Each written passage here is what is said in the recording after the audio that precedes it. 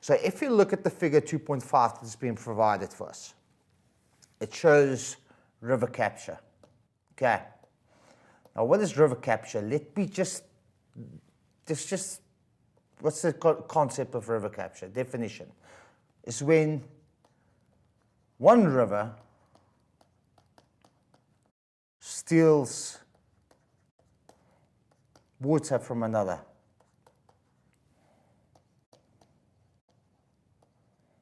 Okay. Is when one river, more powerful river, steals water from another one. Okay. It's the same as we can mention also extreme piracy. Okay. It's when piracy takes place. What does a pirate do? It steals. Okay. It's when one river steals water from another. That's just basically happening over here. Now, if you look at our diagram, they've pointed out, pay attention to A, to B, to C, and to D.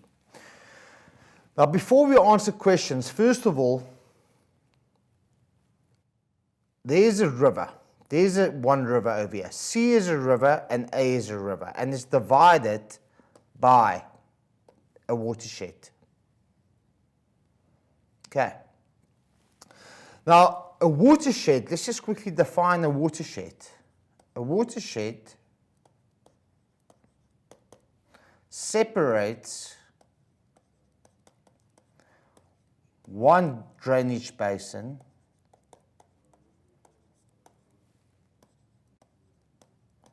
from another. Okay. So that's what a watershed doing. So it separates one drainage basin from another. So let's assume I'm going to use this diagram, but I'm going to add some detail to make this easier for you to understand. Let's assume, forget about this stream at B. Let's assume this is drainage basin A, and this is drainage basin B. Now, grade 12s. Now, basically, what this figure explains, right? Pay attention. Drainage basin A, and there's drainage basin B. We're going to find out, before we look at it, one of them are stealing water from another.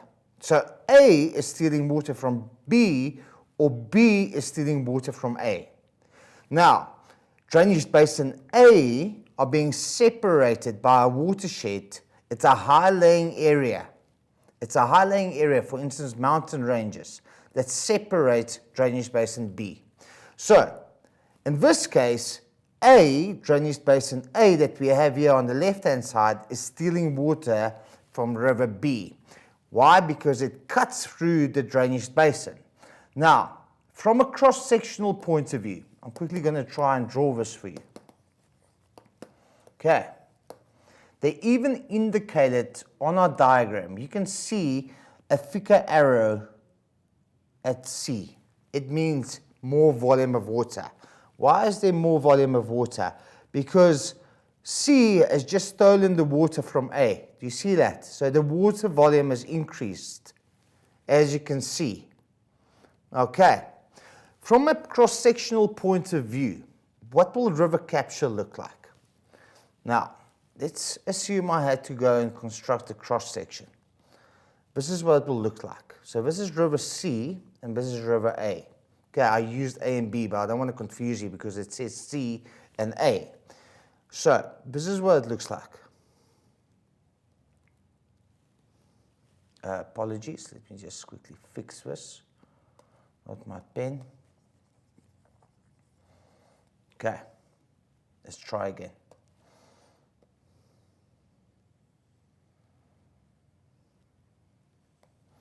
Okay, this is the watershed, the high-lying area. This is the watershed. This is my river C that you can see up here, and this is my river A that you can identify over there. Now, first of all, pay attention. River C that we have over here have more volume of water.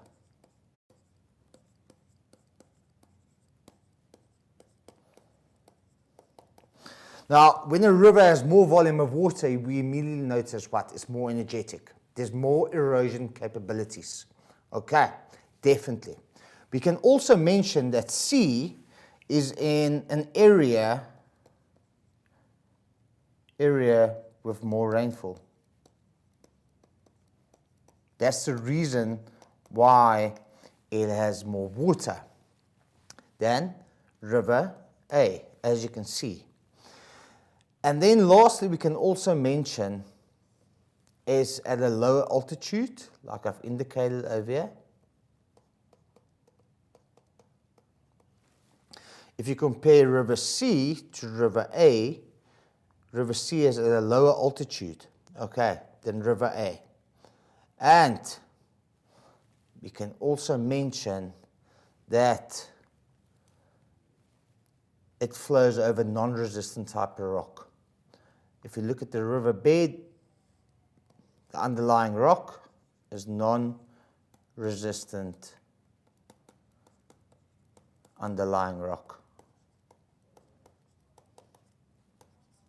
So what does it mean? It means that C has more erosional capabilities.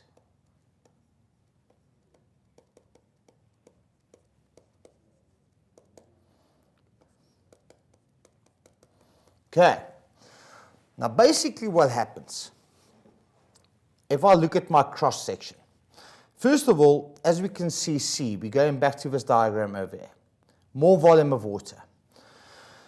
Now, we call it backward erosion. That's basically what's happening. The watershed is like a high-lying area that separates drainage A from drainage B. Because river C is at a lower altitude, it's got more volume of water, the area experiences more rainfall, its erosional capabilities is much better. So what happens? It starts to erode the watershed, and we call it backward erosion. And eventually it will erode straight through the watershed. So what will happen? All the water from A will flow into river C. And that's exactly what happened on our synoptic point of view. Now, if you look at it, I just want to clean this up. If you look at river C, over here. First of all, it's got many more tributaries. 1, 2, 3, comparison to none at river A. So we can see greater volume. We can see higher rainfall because of more tributaries. Okay, unfortunately we can't see it at a low altitude. So what happens? River C starts to erode backwards, okay, towards river A. And eventually it will intercept and the water will flow into river C. So what has happened over there? River C has captured the water of river A. So what do we call river C? The captive stream. What do we call river A? The captured stream. Where the interception took place, the bend, the 90-degree bend, is known as the elbow of capture. Now what will happen there where the river gravel is? The river will dry up because the river has been captured. All the water is flowing to sea. What do we call that area over there? The wind gap. And river D is known as the misfit stream. Okay, dire consequences. So that's what basically happened over there. If we follow river A, backward erosion took place from river C, eroded back into the watershed. Why? Because of more rainfall, more volume of water. And then we just look at the intersection. It flows into it, intercepting the water at C. Let's just quickly label it again. Okay, so we all agree that C stole the water from A. Okay, so that is known as the pirate stream, or it's known as the captive stream. One of the two. Okay, why is it the pirate stream, the captive stream? You can see it's got more tributaries, more rainfall. It has eroded through the watershed all the way to River A. Okay, where it caught up with River A is known, that 90-degree angle is the elbow of capture. Where the river eventually dries up is known as the wind gap. Then if you look at D, is known as the misfit stream. Okay, very important. And A, forgot to mention that, is the captured stream. Okay, that's river capture. Now just have a look at the question. Now, like I said to you, it's so easy once we understand and be able to know our concepts, to be able to label our diagrams. It's very easy to be able to answer the questions that's expected from us. Okay, now let's look at the questions quickly. If you look at question 2.5.1, define river capture. I've mentioned it to you. It's when one river steals water from another. Okay.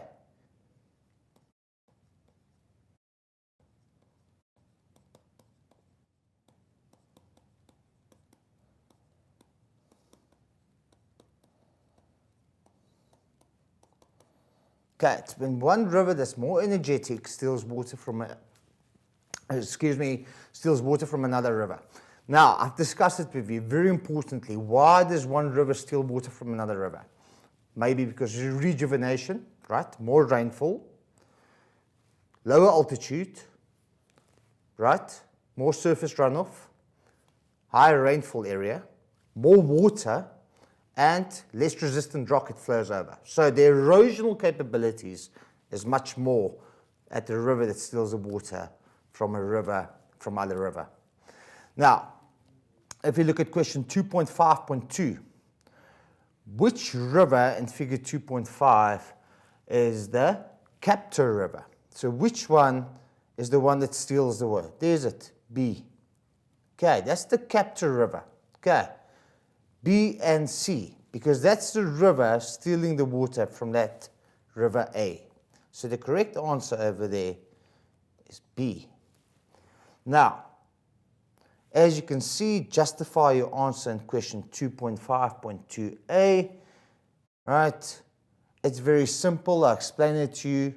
River B from C has eroded through the watershed, capturing all the water from River A. As you can see, River B has eroded through the watershed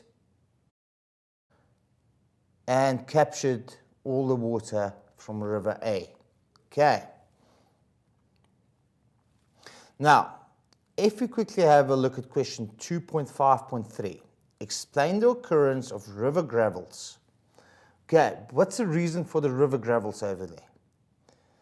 And we tend to call it, when we label it, it's known as the wind gap, the river gravel over there. Okay, now once River A has been captured, not a lot of water is going to continue where River D is. So the majority of the time, I'm even going to fill it in over here. If you see river capture on a map, it's going to be a dotted blue line. Why? Because it presents a non-perennial river. And River C will be a solid, because the water has been captured. So where the river gravel is known as the wind gap. It's where the river dries up. Now, the question states, explain the occurrence of river gravel. Now, first of all, we can mention the stream has been captured.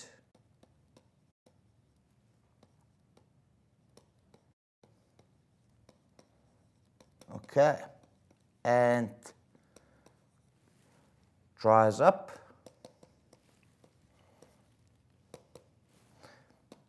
Like I've mentioned, it becomes a misfit stream.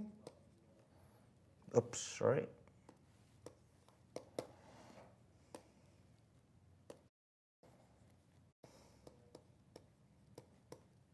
A misfit stream. And very importantly, the carrying capacity.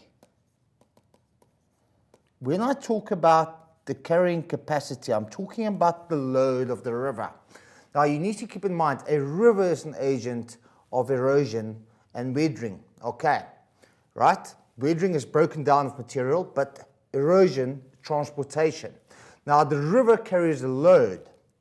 Now with this water being stolen, what happens? The carrying capacity of that river is being reduced.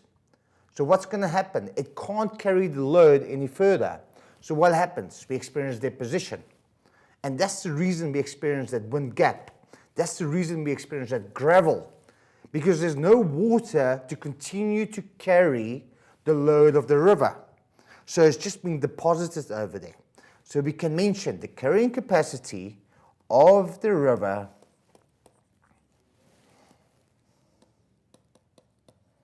decreases because the volume has decreased.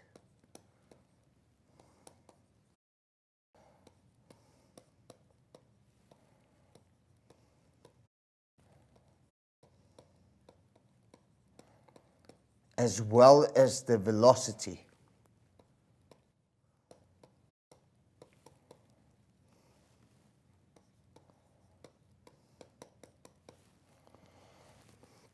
Okay, and then lastly, I've mentioned deposition took place.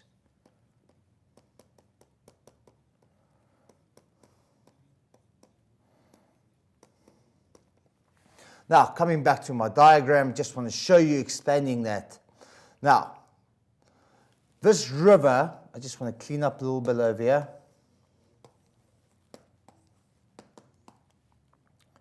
If you look at River A, now as you can see, the water has been stolen by River B. Now, the water has lost volume. Okay, it has lost velocity. Can't flow that fast anymore. Now keep in mind, this river is carrying a load. We're talking about gravel. We've got different loads, right? Suspension load, siltation load, bed load, okay? We've learned about that in grade 10. Now, that load, because there's no more water, volume of water, and the speed, the velocity at which it flows, what happens? It deposits over here. That is known as the wind gap. So all that material are being deposited right there. The river can't carry it further because of the volume of water that's been stolen by River C. Now, if we just quickly have a look at 2.5.4, in a paragraph of approximately 8 lines, explain the impact of river capture on both rivers labeled C and D. Okay, I love this question because it has a major impact. Now, first of all, I'm just going to write 2 key words next to C and D. At C, what do we know? There's going to be an increase of water. At D, there's going to be a decrease of water. Okay, decrease of water because that's known as the misfit stream. Now, first of all, just let's focus on C. What's going to happen at C? There's an increase of water. The volume of water will increase.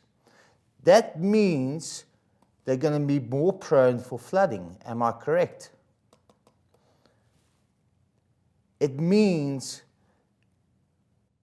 the river size is going to increase, so a floodplain is going to be developed.